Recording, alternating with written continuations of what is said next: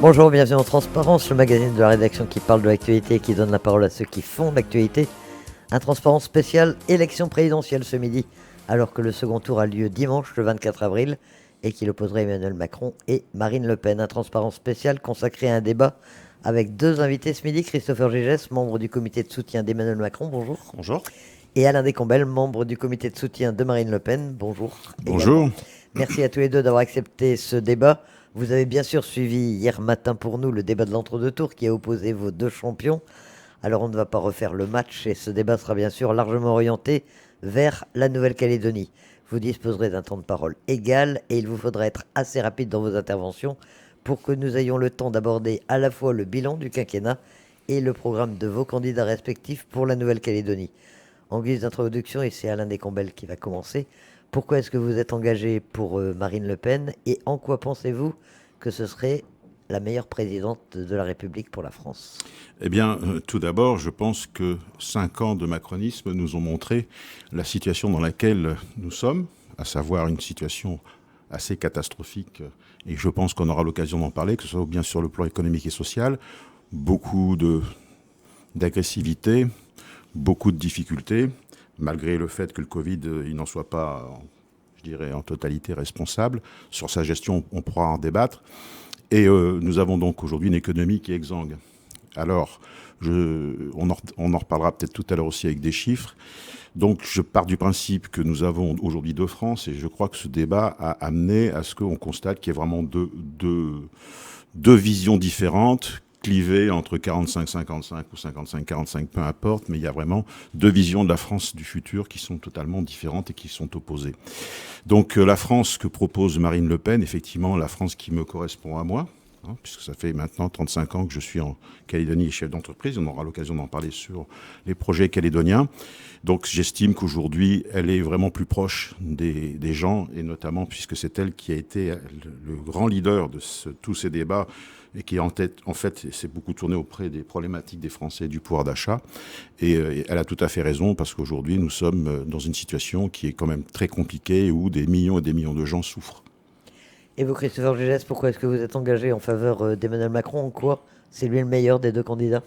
Je me suis engagé en 2017 pour Emmanuel Macron parce qu'il y avait un jeune candidat qui voulait faire bouger la France et c'était un vote d'espoir à l'époque. Et aujourd'hui, en 2022, c'est un vote de conviction. C'est un vote de conviction parce qu'il a su justement répondre aux enjeux de la France avec des crises qui ont été inédites, avec des réformes qu'il fallait faire sur le travail, sur l'accompagnement de l'entreprise, sur l'attractivité, sur les jeunes. Et il a su, en Nouvelle-Calédonie, à la fois nous protéger, nous associer et justement nous sortir de ce carcan référendaire et nous permettre de donner une vraie vision pour la Nouvelle-Calédonie. C'était la première fois qu'un président de la République portait une vraie vision au niveau national pour la Nouvelle-Calédonie. Et donc, c'est pour ça que je soutiens Emmanuel Macron et que je souhaite qu'il soit réélu président de la République dimanche. Nous allons parler de tout ça en détail et vous pouvez bien sûr vous répondre directement l'un ou l'autre. L'essentiel, c'est bien sûr que le débat soit audible pour les auditeurs. Premier thème de ce débat, donc le bilan d'Emmanuel Macron. Alors on parle beaucoup de baisse du chômage, mais aussi du quoi qu'il en coûte. Il a été confronté à la crise des Gilets jaunes, à la crise sanitaire, à la crise en Ukraine. Alors avant d'en venir à la situation calédonienne, je vous propose de nous dire l'un et l'autre ce que vous pensez du quinquennat d'Emmanuel Macron à l'échelle nationale. Et j'imagine que vous n'avez pas du tout les mêmes visions. Sur la partie bilan national, c'est vrai qu'on parle beaucoup de la Nouvelle-Calédonie. Il a connu les Gilets jaunes, il a connu le Covid, il a connu aujourd'hui la crise ukrainienne. Malgré tout ça, on a une situation du chômage, et il l'a dit hier dans le débat face à Marine Le Pen. Marine Le Pen ne parle plus de chômage. C'est-à-dire que c'est quelque chose qui n'existe plus en France. On voit avec des 7,5% de chômage qui est le plus bas niveau depuis 10 ans, pour le chômage des jeunes qui est le plus bas niveau depuis 40 ans, des dépenses qui ont été tenues sur la question de l'insécurité avec 10 000 forces de l'ordre supplémentaires qui ont été maintenues. La France est devenue le pays le plus attractif d'Europe depuis 2 ans. C'était pas gagné, hein. La France, elle n'était pas reconnue comme un pays pro-entreprise et où on cherchait à développer les entreprises. Aujourd'hui, ça a été reconnu par tous comme le pays le plus attractif d'Europe. Donc je crois qu'il a réussi à mettre en place les réformes qui étaient nécessaires pour faire bouger la France et donc le bilan au niveau national est également très bon. Mais écoutez, s'il était aussi bon que ça, je vois pas pourquoi il serait détesté par plus de 60% des Français. Il est juste arrivé en tête du premier tour. Peut-être, mais en tout état de cause, c'est quand même la personnalité la plus détestée des Français. Et donc, son bilan, il est catastrophique, et je vais expliquer pourquoi. D'abord, il y a mensonge sur les chiffres. D'une part, on prétend qu'on a fait une année exceptionnelle avec une progression de croissance de 7%. Si ce n'est que quand on calcule, il faut quand même pas être relativement malsain dans la réflexion, c'est que l'année d'avant, on avait fait moins 8. Donc, il fait plus 7 par rapport à une année où on a fait moins 8. En fait, le taux de croissance global moyen de l'ensemble des 5 années, c'est 0,9%. Or, pour créer de l'emploi, et de la réalité de l'emploi, il faut faire entre 2 et 3% de croissance par an. Si on fait la moyenne réelle de la croissance sur les 5 dernières années, c'est 0,9. Ce qui explique qu'après, quand on voit les chiffres, on parle du taux de chômage. Je m'excuse, mais on a toujours 5,5 millions de chômeurs. C'est pas parce que je compte des chômeurs différemment, parce qu'ils travaillent 10 heures par semaine et qu'ils gagnent 600 € par mois, que j'estime que ce sont des gens qui ont une vie normale et qui ont une vie qui n'est pas une vie de chômeur. Ça veut donc dire qu'aujourd'hui, on a quand même 9 millions de gens qui sont en dessous du seuil de pauvreté, un taux de chômage qui effectivement n'a pas régressé. C'est pour ça que on fait ces calculs comme on les aime. On dit il y a 10 ans, moi je dis depuis 30 ans, je constate que quand j'ai commencé ma vie professionnelle, il y avait 400 000 chômeurs, et aujourd'hui on en a 5,5 millions, d'une manière ou d'une autre. Et quand, au quoi qu'il en coûte, et bien entendu tous les pays l'ont fait, tous les pays ont aidé, donc il n'a rien fait de plus pour nous que ce qu'ont fait les autres pays. Nous savons qu'il y a un endettement de plus de 600 milliards minimum, dont à peine 145 milliards proviennent du Covid.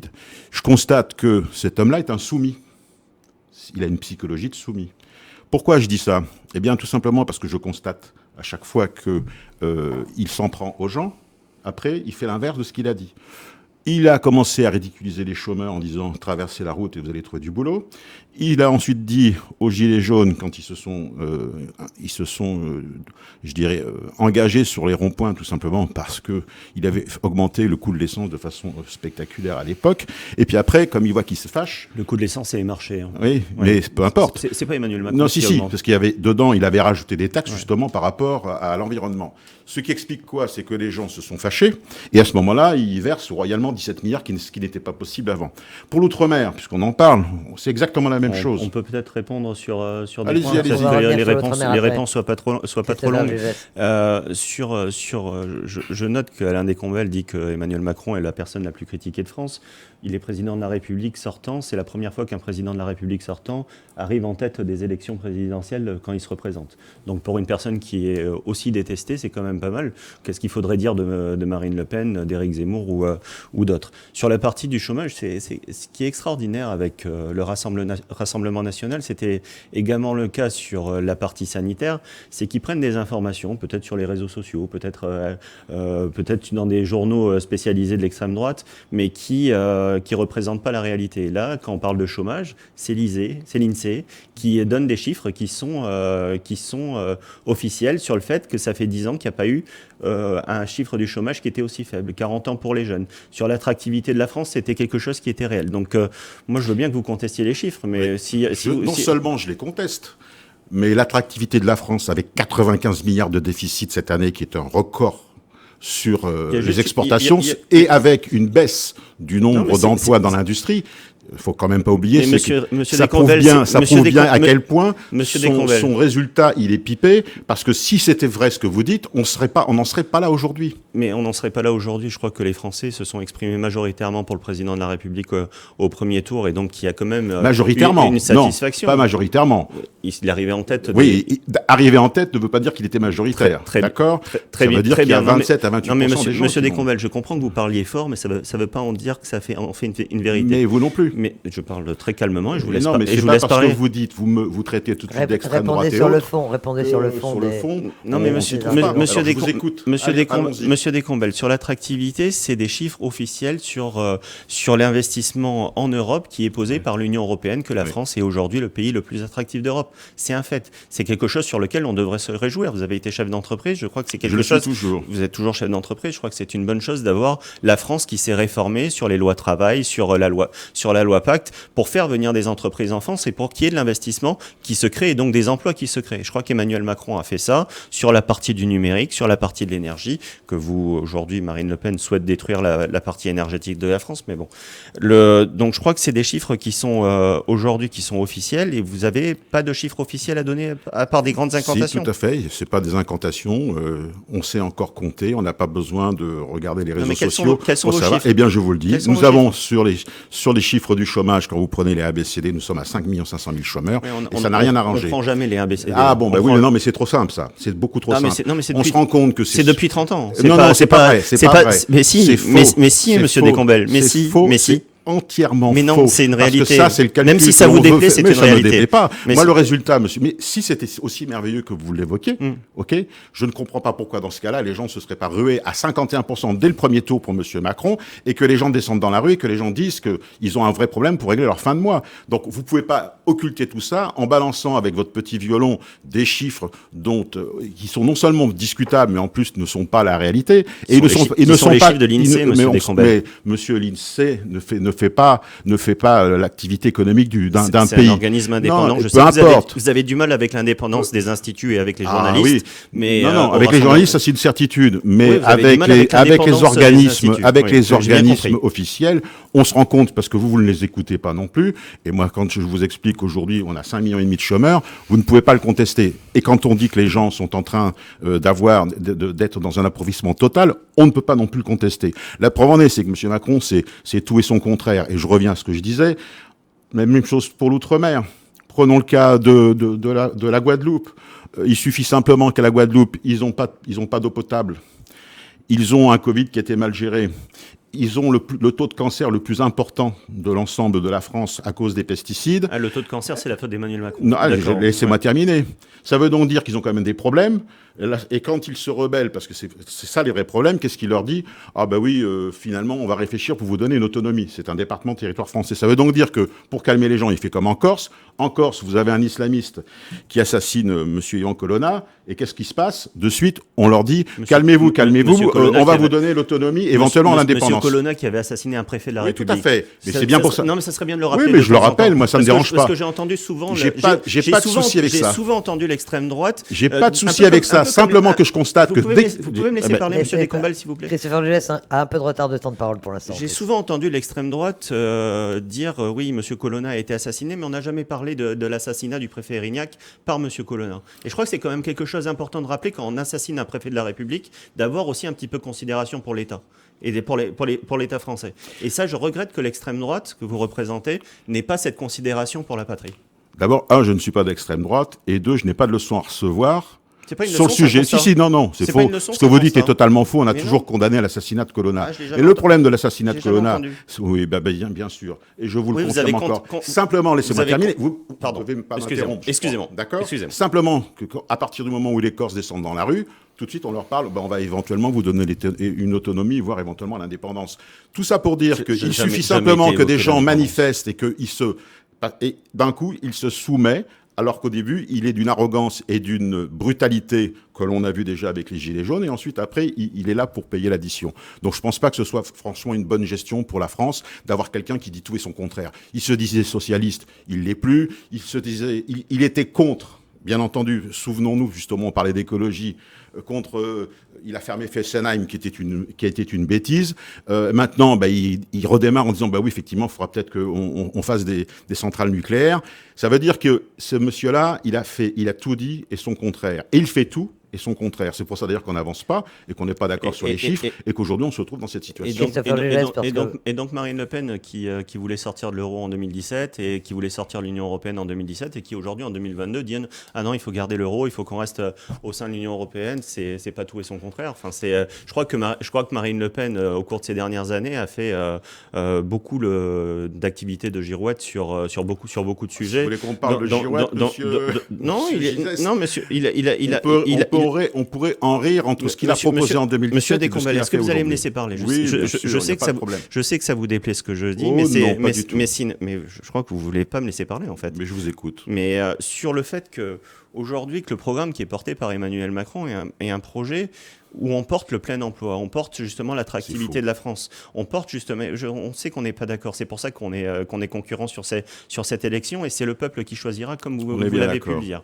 Mais aujourd'hui, le projet national qui est porté par Emmanuel Macron est tout l'inverse, et je crois qu'on se rejoint aujourd'hui avec, dans votre introduction, de celui de Marine Le Pen, qui est un projet de rétrécissement, qui est un projet finalement de division de la France plus qu'autre chose. Écoutez, nous, on est pour qu'un pays soit souverain, on est pour une Europe souverainiste, et on n'est pas du tout pour que nous... Parce qu'aujourd'hui, le premier qui a critiqué l'Europe, c'est Macron. Quand il a commencé à dire, mais il est temps que ça change. Il n'a jamais dit qu'il fallait en sortir. Il n'a jamais dit qu'il fallait en sortir. Non, mais il a expliqué très clairement, vous permettez. Il n'a jamais dit qu'il fallait en sortir. Il a explicité dès le départ qu'il fallait le réformer. D'accord ? Ça veut donc dire que ça ne fonctionnait pas. Et ça ne fonctionne toujours pas, et on le voit bien. Sur l'OTAN, il a dit pique-pendre, et maintenant, bien entendu, il souhaite à ce que l'OTAN se développe à sa vision des choses à lui. Et ça veut donc dire que très souvent, il dit une chose, et puis après, il dit son contraire. Donc, on ne sait plus trop où on en est. Donc après, il y a les résultats. C'est ça que les résultats, c'est les résultats qui comptent. Ouais. Donc, on ne voit pas la même France tous les deux. Très clairement, on a deux projets qui sont différents. Moi, je vois une France qui aujourd'hui s'est rabougrie et qui s'est rétrécie parce que les gens vivent de plus en plus mal, parce que les gens n'arrivent plus à remplir leur caddie, et parce qu'aujourd'hui, on est dans une situation où cette mauvaise gestion nous a amené dans une situation dramatique sur le plan économique et sur le plan social. Sinon, il n'y aurait pas eu autant de contestations que ce qu'il y a un peu partout. Mais comme je le disais, cet homme qui est un homme soumis, une fois qu'il a son arrogance et son impétuosité pour dire un certain nombre de choses, après il revient sans état d'âme pour dire le contraire et finalement distribuer des chèques. On va devoir passer à la Calédonie, mais une réponse peut-être de Christopher Géjas qui a du temps de retard par rapport à vous, Alain Descombelles. Non, mais je crois que très clairement on n'a pas le même constat, et sur l'Europe, je vois que on est d'accord sur une chose, il y avait des choses sur l'Europe qui ne marchaient pas, et Emmanuel Macron a souhaité réformer. Ça marche maintenant. Et laissez-moi terminer, monsieur Descombelles. Je crois que Emmanuel Macron les a réformés de l'intérieur, et on montre que l'Europe aujourd'hui a une réponse forte sur ce qui se passe aujourd'hui en Russie. Peut-être que ça vous dérange ce qui se passe aujourd'hui dans les réponses européennes sur la Russie, parce que on voit les liens que Madame Le Pen a avec Monsieur Poutine. Mais non, mais c'est une réalité. J'attendais celle-là. Mais c'est une réalité, monsieur Descombelles. C'est une celle-là. réalité, monsieur Descombelles. Je sais qu'on n'a pas la même vision de l'Europe parce qu'on n'a pas la même vision des relations avec la Russie. Quand Mme Le Pen met dans son programme Vladimir Poutine comme un allié, nous, on ne veut pas être allié avec Vladimir Poutine. Et, donc, je crois qu'on n'a pas la même vision. Laissez-moi terminer, s'il vous plaît, monsieur Descombelles. Je crois que je sais que ça vous dérange. Mais si, je le vois bien. Mais on n'a pas la même vision européenne, et aujourd'hui, l'Europe nous sert. Et on n'a pas la même vision sur l'OTAN également. Quand Marine Le Pen dit qu'il faut sortir du commandement intégré de l'OTAN dans la période actuelle de guerre avec la Russie, oui, dans la période de guerre avec la Russie, je ne crois pas qu'on a la même vision là-dessus, et je crois que l'OTAN aujourd'hui peut très clairement nous servir face à un criminel qui est à la porte de l'Europe. Alors, rapidement tout simplement, parce Russie, mais je trouve ça fort de café de nous accuser d'être des pro-soviétiques, alors qu'il a été reçu en grande pompe avec des grosses bises et des gros bouquets de fleurs au Fort Brégançon.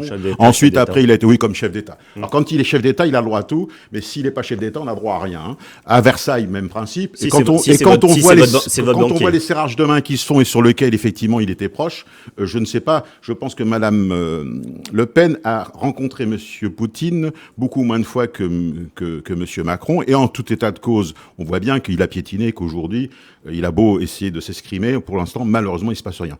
Quant à la problématique de l'Ukraine, bien entendu, on la déplore. Oui, effectivement, on est face à une guerre inadmissible. Oui, effectivement, on est face à une personnalité qui est dangereuse pour l'avenir.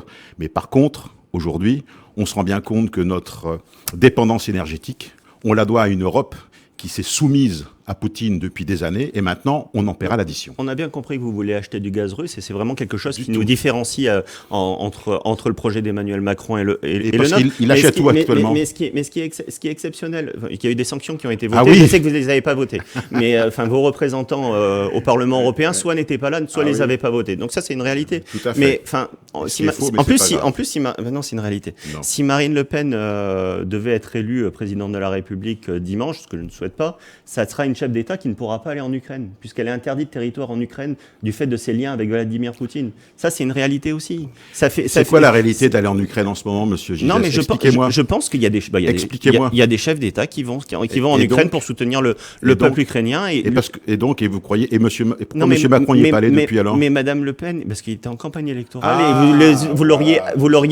l'auriez accusé, vous auriez fait un argument contraire de dire il se sert de ce conflit-là pour faire campagne comme vous avez pu le faire. Mais la réalité, c'est que Madame Le Pen ne peut pas aller en Ukraine parce qu'elle y est interdite, parce qu'avec ses liens avec Vladimir Poutine. Mais c'est une réalité. Mais elle n'a pas de lien avec M. Poutine.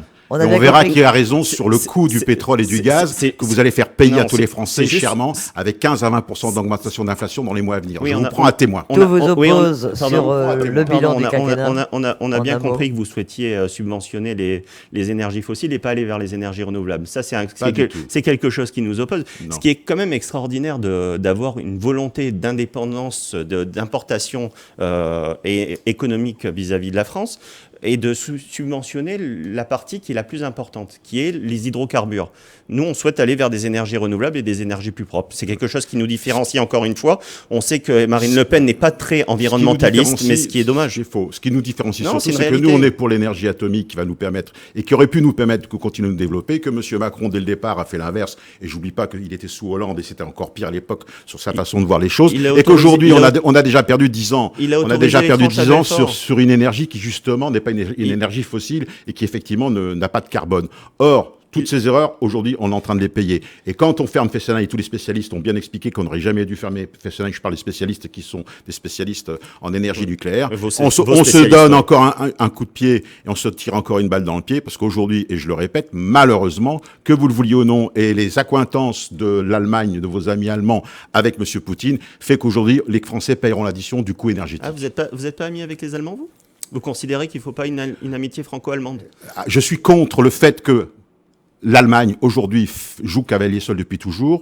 Nous sommes à la remorque de l'Allemagne. Et aujourd'hui, l'Allemagne n'est pas prête d'accepter de ne pas payer son pétrole et son gaz. Et je n'oublie pas qu'aujourd'hui, dans la position énergétique de l'Allemagne... Mais vous énervez pas. Vous ne me laissez pas parler. Répondez-moi juste à la question. Justement, je vous réponds. Est-ce que vous êtes ami avec les Allemands ? Je vous réponds. Non, mais je vous réponds. Calmez-vous, ça va bien se passer. C'est ça, exactement. Je vous réponds que très clairement, l'Allemagne fait cavalier seul, qu'aujourd'hui, elle ne cédera rien pour le gaz et le pétrole, parce que sinon, ils se mettraient dans une situation économique dramatique, qu'aujourd'hui, vos amis allemands, comme vous dites, eh bien, ils achètent des avions américains, et qu'aujourd'hui, quand on veut... Mais ça veut donc dire qu'aujourd'hui, quand vous me parlez d'Europe, ça veut donc dire que l'Allemagne fait cavalier seul, elle est européenne quand elle en a envie, et elle nous met de côté, et elle décide de faire autrement quand c'est ses propres intérêts. Oui. Si vous appelez ça d'être dans une Europe unie, on n'est pas dans une Europe unie. On va devoir mettre un terme à cette première partie. Je crois que M. Descombelles s'énerve très rapidement. Je crois que le couple franco-allemand aujourd'hui a construit l'Europe, et je préfère nettement travailler avec l'Allemagne plutôt qu'avec Vladimir Poutine, qui est aujourd'hui le banquier du Rassemblement national. C'est une réalité aujourd'hui. Oui. Mais je crois que... Il est banquier du Rassemblement national, comme vous, monsieur. Vous avez dépensé 1 milliard d'euros avec McKinsey, et sur lequel on sait que c'était pour des études pourries. Alors, ne donnez pas de leçons sur ce genre de choses, sur un prêt à 5 millions et 1 milliard de dépenses. On va arrêter sur cette première partie où on voit que tout vous oppose, évidemment, et très clairement sur le bilan du quinquennat d'Emmanuel Macron, que ce soit sur le plan national ou international. Alors, on va se calmer.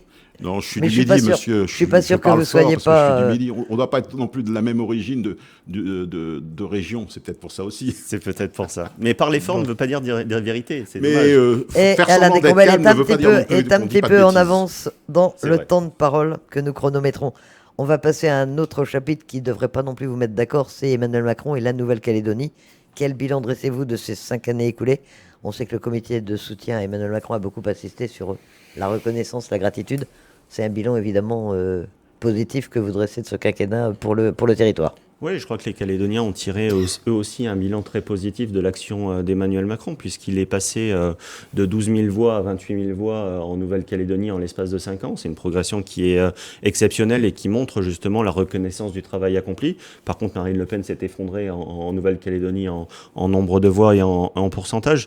Donc on a un président qui nous a à la fois sur la partie institutionnelle été au bout de l'accord de Nouméa, respecté les trois référendums qui étaient prévus par l'accord de Nouméa. Malgré tout, il y avait des pressions pour que le dernier référendum ne se tienne pas, et il a été tenu justement par la volonté de l'État, d'Emmanuel Macron et de Sébastien Lecornu. Je regrette que les représentants du Rassemblement national, eux, voulaient le décaler en Nouvelle-Calédonie, mais il a également un bilan qui est extrêmement positif sur la partie sanitaire et sur la partie économique, puisqu'il nous a accompagnés sur la partie sanitaire, où 500 000 doses de vaccins ont été fournies à la Nouvelle-Calédonie avant la métropole pour pouvoir justement vacciner les Calédoniens.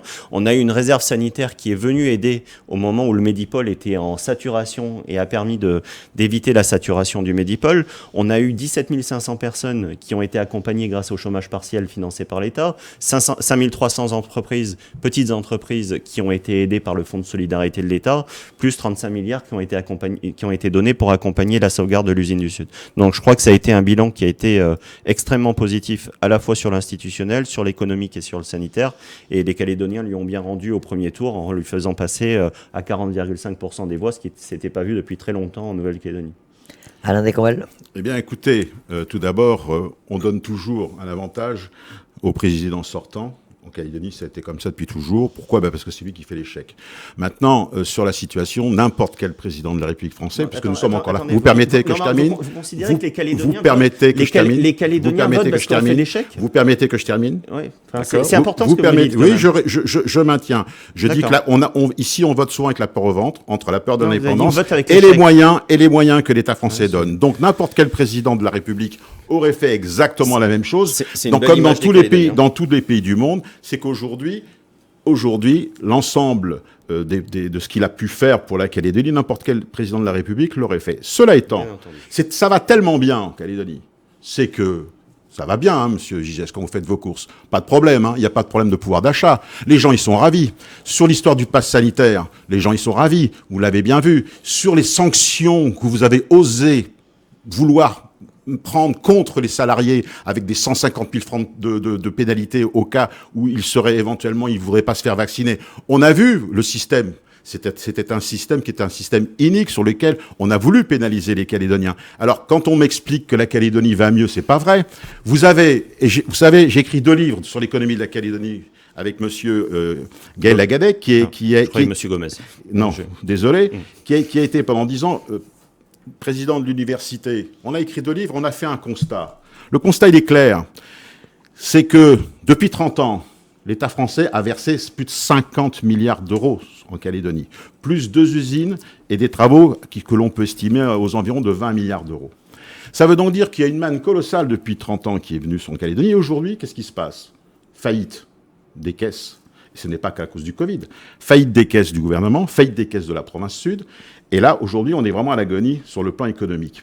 Donc, ça prouve qu'on n'a pas été capable de gérer pendant 30 ans et qu'on n'a pas été capable d'assurer nos responsabilités au niveau de... On va parler des 5 dernières années.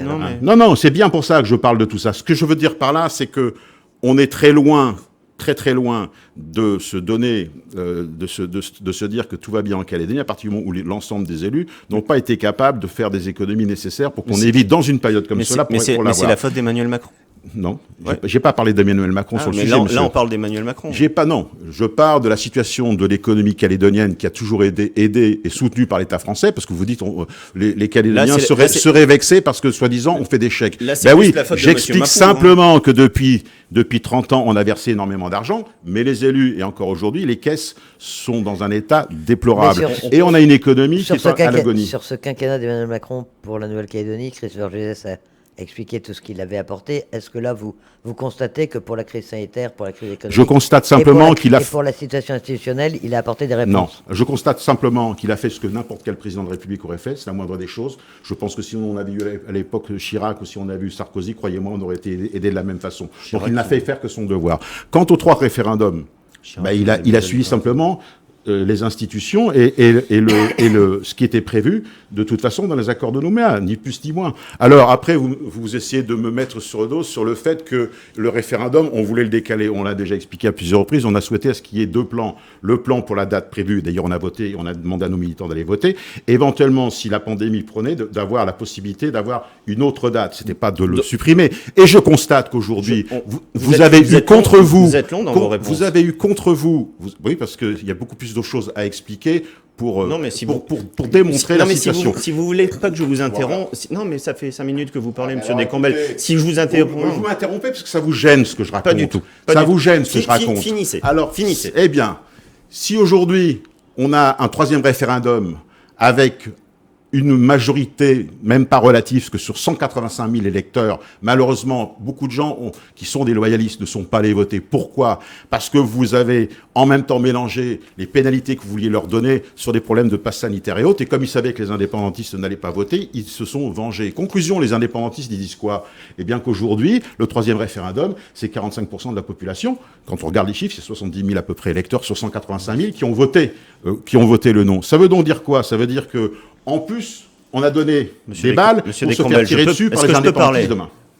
Christopher Géges, qui a du retard de temps de parole. Donc vous contestez l'organisation du référendum? Non. Bah si. Non. Ensuite, le 20 septembre dernier, dans la presse, votre représentant local a dit qu'il fallait refixer une nouvelle date du référendum. Je constate. Non, mais si, c'est dans les Nouvelles-Calédoniennes du.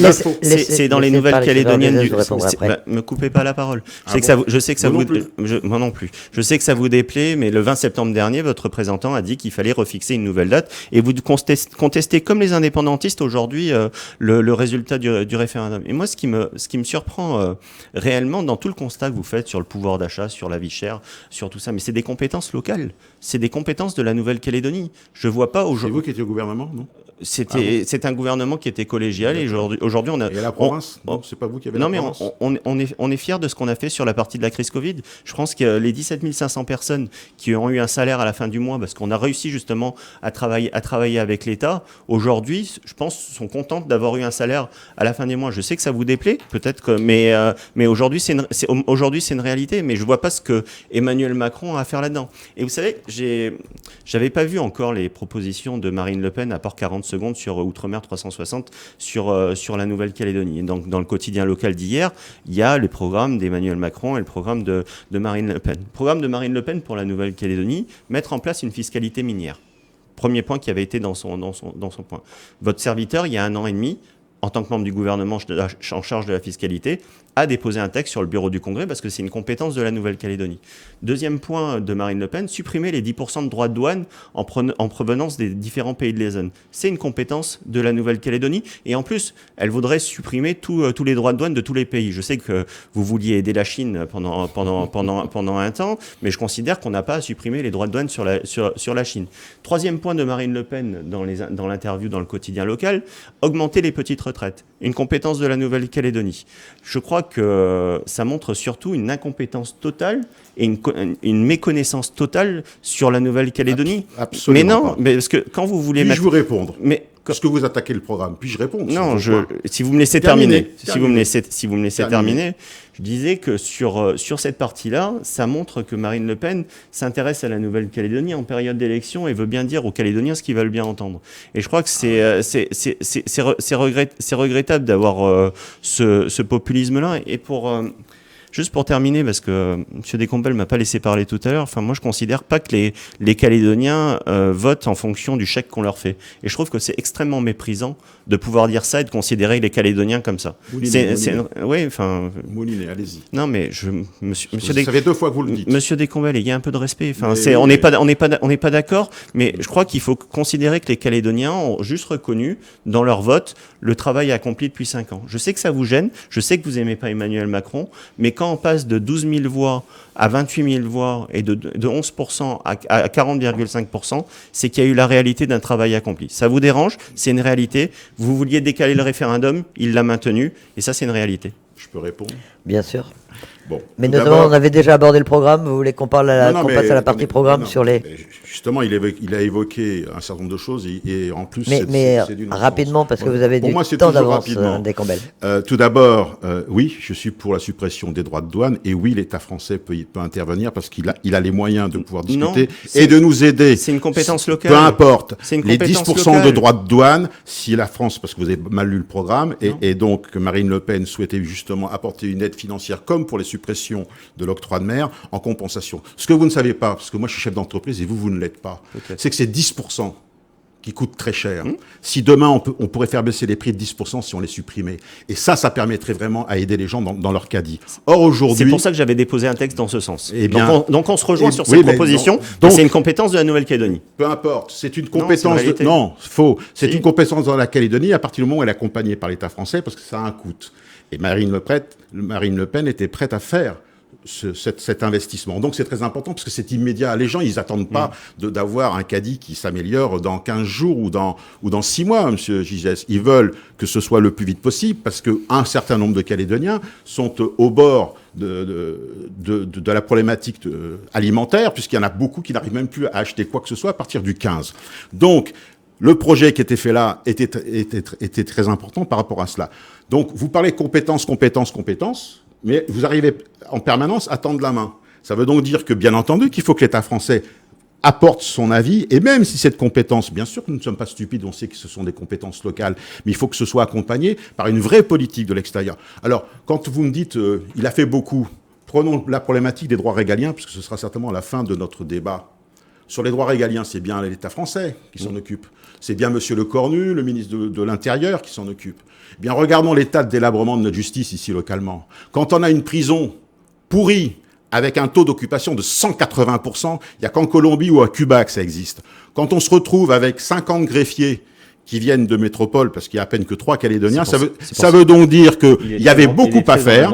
Ça veut donc dire qu'il y avait donc beaucoup à faire et que rien n'a été fait pendant 5 ans pour justement que les Calédoniens soient dans une certaine sécurité avec une certaine justice d'ailleurs qu'ils déplorent. Sur ces éléments, la réponse de Christopher Gégès. Je crois que le budget de la justice n'a jamais autant augmenté que sous le quinquennat Macron. Les chiffres sont vérifiables, ils sont publics, donc je vous invite à les vérifier. Ben oui, mais c'est des chiffres je sais que c'est des chiffres qui vous dérangent, mais je ben non, ils ne me dérangent pas. Ce qui me dérange, c'est les gens qui s'entassent. Mais quand on est obligé de sortir des femmes de prison pour mettre des hommes. Monsieur Descombelles, ça me dérange. Monsieur Descombelles, pourquoi vous vous énervez quand je vous dis des vérités? Je sais que ça vous dérange, mais vous énervez pas. Laissez-moi juste parler, laissez-moi finir. Une prison, il y en a une deuxième qui a été soutenue par l'État, qui va ouvrir à Koné, qui va répondre. Non, il n'y a pas Yaka Faucon, il y a des pierres qui ont été posées. Oui. Et vous savez, quand il y a des murs qui sont posés, c'est que ça se construit. Oui. Donc, je sais que ça vous énerve, je le vois bien, mais il y a des réponses qui sont apportées à ça, comme l'augmentation du budget de la justice, comme l'augmentation des forces de l'ordre au moment du 3e référendum. Je pense que vous avez vu ce qui a été mis en place avec des budgets qui ont été alloués. Et le haut-commissaire fait un travail formidable justement sur cette partie-là. Il reste encore des choses à faire. Très certainement. Est-ce que ça se passe bien tous les jours? Très certainement pas. Donc c'est pour ça qu'on souhaite justement poursuivre le quinquennat d'Emmanuel Macron, soit poursuivi sur un deuxième quinquennat, pour que les choses aillent encore mieux. Alors vous parliez déjà, vous avez lancé un peu le débat sur le programme de Marine Le Pen, oui, en soulignant qu'effectivement, c'est toujours la question qu'on se pose, il y a des compétences qui sont à la Nouvelle-Calédonie et puis à l'État aujourd'hui. Dans le programme d'Emmanuel Macron, qu'est-ce qui, dans ces questions économiques, stratégiques, de sécurité, en quoi l'État peut faire quelque chose et qu'est-ce qu'il prévoit dans son programme pour la Nouvelle-Calédonie? Déjà, il y a plusieurs choses. C'est-à-dire que sur la partie institutionnelle, il pose les choses, il pose une méthode sur comment on va travailler pour sortir de l'accord de Nouméa. Et il pose réellement la question du projet de société et du problème du quotidien des Calédoniens. Parce que moi, je rejoins M. Descombelles, tout va pas bien en Nouvelle-Calédonie. Il y a une réponse qui est très claire. Il y a une réponse à vous entendre, c'est merveilleux. Il y a une réponse très clairement insuffisante du gouvernement en place, mais je constate que M. Descombelles privilégie les indépendantistes à Emmanuel Macron. C'est quelque chose qui est quand même à noter. Mais merveilleux. Il pose aujourd'hui les problèmes de quotidien, sur les inégalités, sur la place des femmes, sur la place des jeunes, et de construire ce projet de société. Sur la partie économique, il y a une chose qui est extrêmement importante, c'est sur la partie défiscalisation, où jusqu'à présent, on avait une défiscalisation outre-mer qui était la même sur l'ensemble des territoires d'outre-mer. Là, ce qui est proposé, c'est d'avoir des contrats avec les collectivités sur nos priorités, sur la question de la transition énergétique. Par exemple, c'est une priorité de développement du gouvernement Macron pour nous accompagner vers ça et réduire notre indépendance énergétique. Des commentaires sur la dépendance énergétique. Bah écoutez, je trouve ça... Après, on va dire un mot sur l'avenir institutionnel et puis malheureusement, il va falloir bientôt conclure. Aujourd'hui, on se rend bien compte que tout ce que vient de dire M. Gigès, les Calédoniens, eux, ils le jugent de par leur situation et de par leur problématique. Je vois qu'il ne m'a pas répondu quand j'explique que nous avons un taux d'occupation de 180% de notre prison. Il doit trouver ça normal. Alors effectivement, c'est pas parce qu'il y a une pierre qui se fait à Koné que nous y sommes. Ça veut donc dire qu'aujourd'hui, on a délaissé et nous sommes des sous-citoyens. Donc il y a effectivement beaucoup à faire, mais sur les programmes qu'il évoque là, on sera très très loin de la réalité. Parce qu'avec les augmentations et les coûts excessifs, notamment puisque vous m'avez dit que vous vouliez sauver sauvegarder, qu'il fallait absolument garder les droits de douane. Eh bien, je pense que si, vous l'avez dit tout à l'heure. Non, j'ai dit que j'ai déposé une loi. Mais avant, vous avez dit que... J'ai dit que j'ai déposé une loi oui, qui permettait avant, ça. Vous avez dit que qu'il fallait pas enlever tous les droits de douane. Oui, on est bien d'accord. Je suis d'accord qu'il faut privilégier des suppressions de droits de douane sur certains produits et sur certains pays, mais sur certains pays comme la Chine, et je sais que vous êtes proche de ce pays-là, vous avez voulu faire venir beaucoup d'investisseurs localement en provenance de Chine, des pays qui ne respectent pas les droits humains, qui ne respectent pas les droits environnementaux. Je ne vois pas pourquoi on va leur supprimer les droits de douane. C'est une différence majeure entre nous, mais je préfère supprimer les droits de douane sur l'Australie et la Nouvelle-Zélande, mais qui est également une réciprocité. C'est-à-dire qu'on puisse exporter aussi dans ces pays-là dans les mêmes conditions. Ça s'appelle la réciprocité. Ah, Monsieur Gigès, réciprocité. 80% de notre nickel est vendu aux Chinois, Monsieur Gigès. D'accord ? Ça veut donc dire que nos usines, si les Chinois n'achètent plus de nickel, ils seraient en bien grande difficulté. Donc, vous voyez déjà, regardez et révisez vos chiffres. C'est pas avec le peu de lait qu'on va acheter à gauche, à droite. Est-ce que vous pensez que les Chinois vont arrêter de vendre la deuxième des choses, nickel. Ils peuvent très bien aller choisir et acheter le nickel de Norilsk sans aucun problème. Et de vos amis russes. Et pour l'instant, ils ne le font pas. Oui, de vos amis russes. Et aujourd'hui, c'est eux qui font vivre les Calédoniens et les mines calédoniennes. Allez demander aux mineurs. Non, mais on a compris que vous étiez amis avec la Chine et la Russie. Je ne suis pas ami avec la Chine, monsieur. Non, simplement, mais moi non plus, j'ai pas de souci là-dessus. Simplement que nous sommes dans une zone, d'accord, où tous les produits que vous achetez de France, cher monsieur Gigès, ils viennent de Chine. Et avec vos taxes stupides, un conteneur qui coûtait 300 000 francs, oui, parce que vous la défendez, un conteneur qui coûte 300 000 francs, qui part maintenant en France pour 1 million CFP, qui revient pour 1 million CFP, sur lequel on ajoute 10% de droits de douane dessus, plus les produits qu'il y a à l'intérieur, parce que tout vient malheureusement d'Asie. C'est pas moi qui l'invente, c'est comme ça. Eh bien, à ce moment-là, vous avez des surcoûts qui sont colossaux. Bon, on verra le résultat dans quelques mois, quand les gens n'auront même plus que le quart de leur On va revenir à l'un des combats de l'élection présidentielle, si vous le voulez bien. On s'en éloigne quand même un petit peu, là, pour l'instant. Emmanuel Macron et la Nouvelle-Calédonie, on en parlait tout à l'heure pour son bilan. Quel est le programme de chacun de vos candidats pour la question qui, quand même, intéresse les Calédoniens au plus haut point, l'avenir institutionnel? Le 3e référendum a eu lieu le 12 décembre. La Calédonie restera française, mais maintenant, tout reste à construire. L'un et l'autre, comment est-ce que vos candidats envisagent l'avenir institutionnel de la Nouvelle-Calédonie et la manière de le préparer? La Calédonie, elle restera française parce qu'on a eu l'occasion de faire un 3e référendum. Si on avait écouté les amis de Marine Le Pen, on n'aurait pas eu de 3e référendum et on serait encore aujourd'hui dans l'incertitude. La méthode qui est posée par Emmanuel Macron, ce que je dis tout à l'heure, c'est qu'il souhaite, au lendemain de l'élection présidentielle et des élections législatives, pouvoir justement impulser une méthode qui part des sujets des quotidiens, des inégalités, du droit des femmes, de la jeunesse, de l'environnement, du foncier, du logement, sur différentes thématiques pour arriver justement à la question institutionnelle. Et cette méthode, elle a été posée dans un courrier qu'il a adressé aux Calédoniens et dans une vidéo qu'il a adressée aux Calédoniens. Marine Le Pen a fait une vidéo de 40 secondes sur Outre-mer 360 sur la Nouvelle-Calédonie. Et je crois aujourd'hui qu'on a quelqu'un qui a montré qu'il a tenu ses engagements sur la Nouvelle-Calédonie, qu'il a... Dans sa vidéo adressée aux Calédoniens, il part du principe que le résultat aujourd'hui est acquis pour la Nouvelle-Calédonie, qui restera dans la France et que ce projet il devra se construire au sein de la République. Je pense que c'est quelque chose sur lequel on peut tout de même se rejoindre tous les deux, enfin je l'espère. Mais je crois qu'aujourd'hui on a besoin d'une personne d'expérience qui a montré ses engagements pour pouvoir faire cette phase de transition et de porter un vrai avenir pour la Nouvelle-Calédonie. Que veut Marine Le Pen, Alain Descombelles, écoutez, pour de ce l'avenir que je viens institutionnel? d'entendre, c'est un peu du blabla, il va se passer quelque chose, on ne sait pas quoi. Pour nous, c'est beaucoup plus clair. Aujourd'hui, les indépendantistes, depuis ces 3 référendums, nous ont expliqué, et nous on s'est expliqué pour dire que nous étions tous d'accord, que nous n'étions pas d'accord. La problématique des indépendantistes, il n'y a que 2 choses qui peuvent se passer. Soit on se soumet et on accepte que les droits régaliens et que la souveraineté soient partagés, ce que souhaitent un certain nombre des amis de M. Gigès, dont M. Gomez. Soit on se soumet... mon ami. Ah oui. Écoutez, vous avez fait un clan ensemble au Congrès, donc c'est quand même pas pour rien. Si vous associez ensemble, c'est que vous êtes d'accord sur un certain nombre de points. Mais je ne vous ai pas interrompu dans votre... Dans le comité de soutien Emmanuel Macron, oui, mais pas au Congrès. Soit effectivement, les indépendantistes peuvent et vont demander effectivement un décalage dans le temps. Ça veut dire qu'en Caire, eux, ils vont réclamer certainement à ce qu'on puisse avoir encore un référendum d'autodétermination. Et Marine Le Pen, qu'est-ce qu'elle propose? Donc justement, nous, ce que nous refusons à discuter, et on ne fera pas avaler la pilule, c'est que les droits régaliens et que la souveraineté restent à la France. Parce que j'expliquais que les élus politiques, c'est pour ça que je l'ai dit, ont été jugés incompétents en termes de gestion. on est encore moins capable de perdre nos droits régaliens pour les donner localement à des gens qui n'ont toujours pas les compétences. Donc pour nous, il est vital à ce que ces droits régaliens restent. Et c'est pour ça que Marine Le Pen, dans les discussions qu'elle aura par la suite, refusera qu'on aille aussi loin, alors que déjà on sait qu'un certain nombre de gens en discussion avec M. Lecornu sont en train de réfléchir pour une espèce d'indépendance association et surtout pour un partenariat des souverainetés. Donc nous on est contre tout ça et là-dessus on restera logique avec nous-mêmes. Maintenant que M. Gigès refuse d'admettre qu'il s'est associé avec des gens qui veulent ce genre d'orientation, ça le regarde. Ça, c'était vous à l'époque. On va le laisser répondre peut-être. Bon. Et moi après alors. Non, mais je pense qu'il y a, il y a pas de raison. Il y a un déficit de temps de parole, monsieur Descombes. Je suis désolé. Mais Gigès est encore un peu en retard. Ah bon. Mais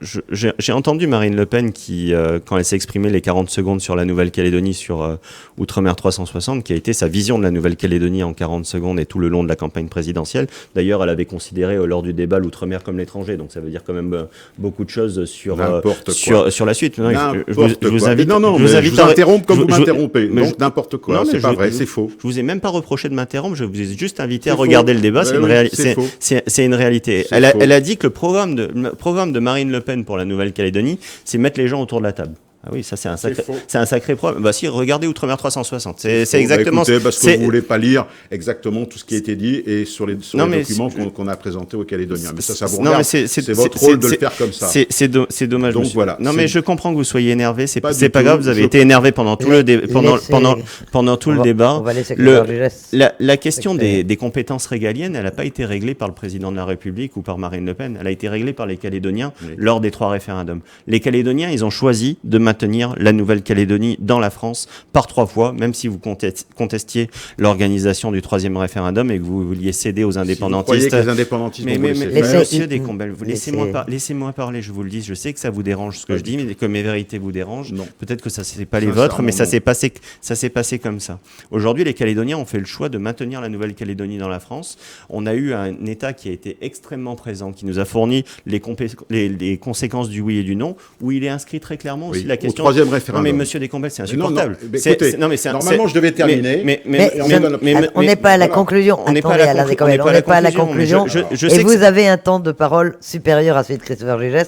Laissez-le finir sur la question du corps électoral, où là aussi, Emmanuel Macron a été extrêmement clair. Sur le gel du corps électoral, il prendra fin à la fin de l'accord de Nouméa. Et la fin de l'accord de Nouméa, c'était l'organisation du 3e référendum que les amis de Marine Le Pen voulaient décaler à 2022. C'est faux. Mais non, c'est une réalité. C'est le 20 septembre dernier dans les Nouvelles-Calédoniennes. J'invite tous les Calédoniens à pouvoir vérifier à vérifier les minutes du Congrès, vous verrez que M. Queneau n'a jamais dit ça. Très bien. Donc, vous considérez que Emmanuel Macron a bien fait de maintenir la date du référendum? On a toujours considéré que la date qui était prévue n'était pas une anomalie. On a simplement demandé à ce qu'au cas où il y ait une pandémie, il puisse y avoir un plan B. Non, mais on nous a pas proposé. C'est exactement ça que nous avons dit, mais nous n'avons pas dit que nous n'allions pas voter. Au contraire, on a voté. Ah non, mais ça, je suis d'accord avec vous. Donc vous considérez que Emmanuel Macron a bien fait son travail en maintenant le 3e référendum. Mais je n'ai jamais dit le contraire. Très bien, parce que vous avez dit le contraire dans des communiqués. Je n'ai jamais dit le contraire. J'ai dit simplement qu'aujourd'hui, le résultat du 3e référendum est un résultat malheureusement qui est assez catastrophique parce que nous aurions préféré gagner à 51-49, mais que les élus, il fallait le reporter. Les indépendantistes, non, du tout. Donc il a bien fait. C'est exactement ce que je suis en train de vous dire. Simplement que vous nous reprochez en disant « Mais oui, vous ne vouliez pas faire le référendum ». C'est faux, c'est mentir.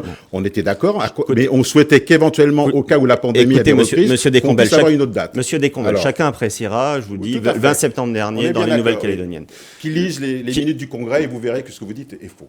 Bon, le référendum a été organisé, il a eu lieu, c'est ce qui a permis de trancher sur les compétences régaliennes. Je voudrais qu'on regarde un peu vers l'avenir. C'est ce qui a permis de trancher sur les compétences régaliennes, et donc le débat que monsieur Descombes essaye de mettre sur cette partie-là, il a été tranché par les Calédoniens. Et donc très clairement, on doit s'inscrire aujourd'hui dans un projet de société pour répondre au quotidien des Calédoniens et pour les projeter vers l'avenir. Et aujourd'hui, le seul candidat qui porte un projet à la fois sur le quotidien et à la fois sur le projet qu'il souhaite porter pour la Nouvelle-Calédonie et d'inclure dans un grand projet qui est celui de la France, qui est l'axe Indo-Pacifique, aujourd'hui c'est Emmanuel Macron qui le porte et qui le porte aussi pour la Nouvelle-Calédonie.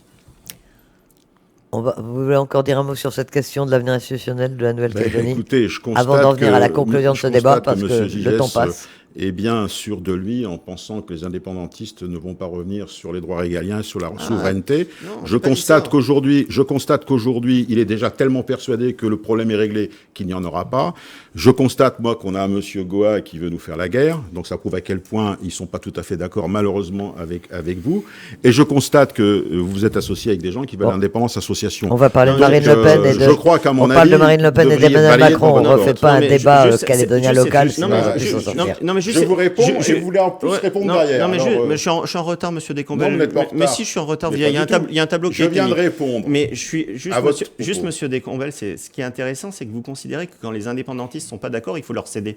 Non, justement. Mais non, c'est ce que vous venez de dire. Justement, c'est bien pour ça que nous, on ne cédera pas aux droits régaliens et que vous, peut-être, et peut-être que Macron, dans ses décisions, quand un coup il dit oui et après qu'il dit non, il est peut-être capable de pouvoir revenir et d'accepter une souveraineté partagée, ce qui serait inadmissible pour la Calédonie. C'est pas du tout le projet qui a été porté par Emmanuel Macron. Mais montrez-le-moi. Il l'a dit très clairement sur le fait qu'il... Mais oui, je sais dans le journal du mois de septembre aussi. Non, pas dans le journal du mois de septembre, dans ce qu'il a adressé aux Calédoniens. Est-ce que Marine Le Pen n'a pas fait? Elle n'a pas adressé le message aux Calédoniens. On va mettre un terme à ce débat qui... Juste si vous permettez sur ça, c'est-à-dire qu'on a eu un État, justement, pour la première fois, qui n'a pas cédé aux indépendantistes et qui aurait pu le faire. Et qui l'a cédé par la suite. Et quand monsieur Descombelles... Mais c'est incroyable quand même. Mais c'est vous qui êtes incroyable. Déjà, vous allez chacun avoir... On va mettre un terme au débat.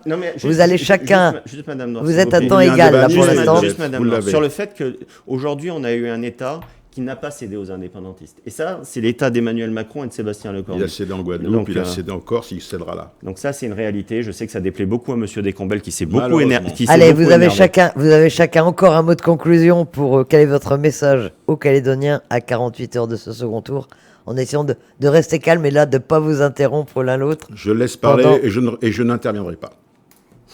Promis, j'interviendrai pas aussi quand monsieur Descombelles conclura. Mais très clairement, on a vu qu'il y avait deux projets aujourd'hui pour la Nouvelle-Calédonie et pour la France qui sont proposés par Marine Le Pen et par Emmanuel Macron.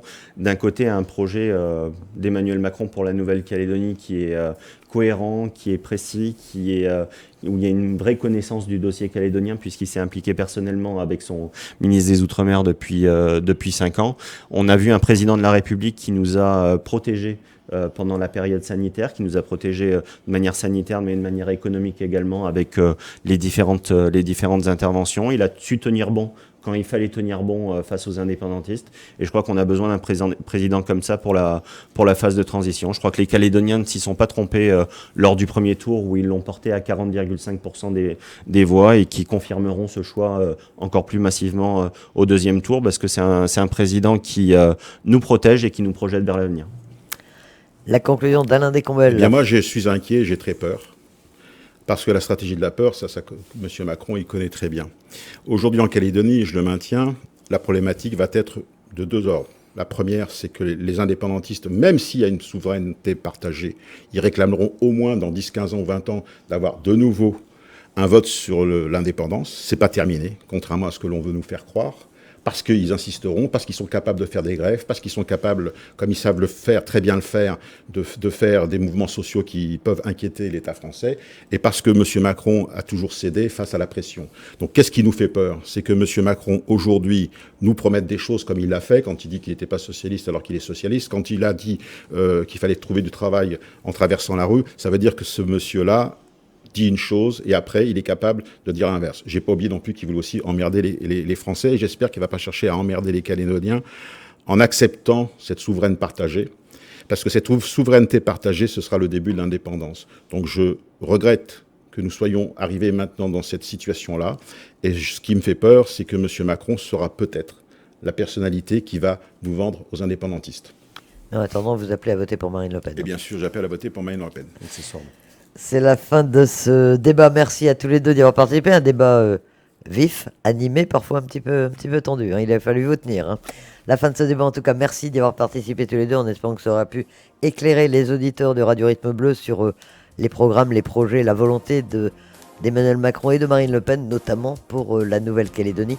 Un magazine Transparence qui ne sera pas rediffusé puisque la campagne audiovisuelle se termine ce soir à minuit.